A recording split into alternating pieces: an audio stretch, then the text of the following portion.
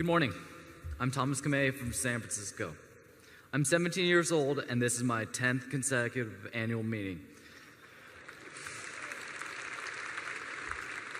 You must be a PhD by now, at least.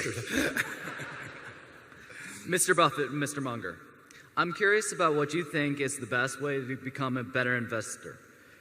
Should I get an MBA, get more war experience, read more Charlie Munger almanacs, or merely is it genetic and out of my hands? Well, I think you should read everything you can.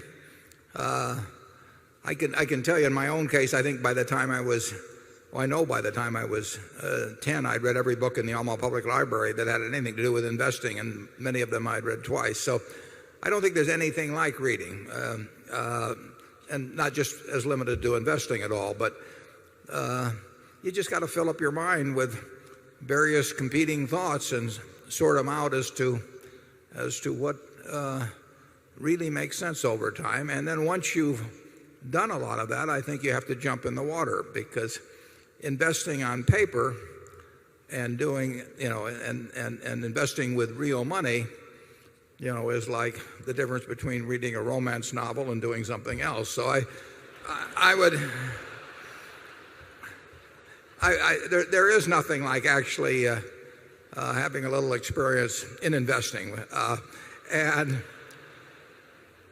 you soon find out whether you like it. If you like it, if it turns you on, you're probably going to do well on it.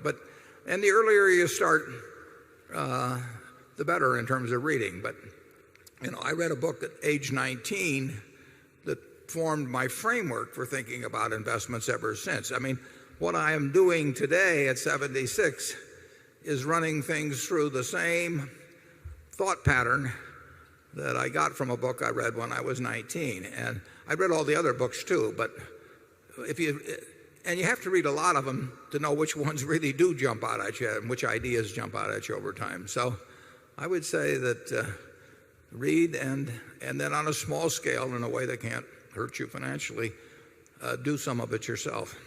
Charlie? Well, Sandy Gottesman, who is a Berkshire director, runs a large and successful investment operation.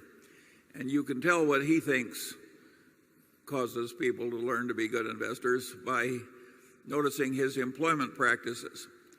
When a young man comes to Sandy, he asks a very simple question, no matter how young the man is. He says, "What do you own and why do you own it?" And if you haven't been interested enough in the subject to have that involvement already, why, he'd rather you go somewhere else. Yeah.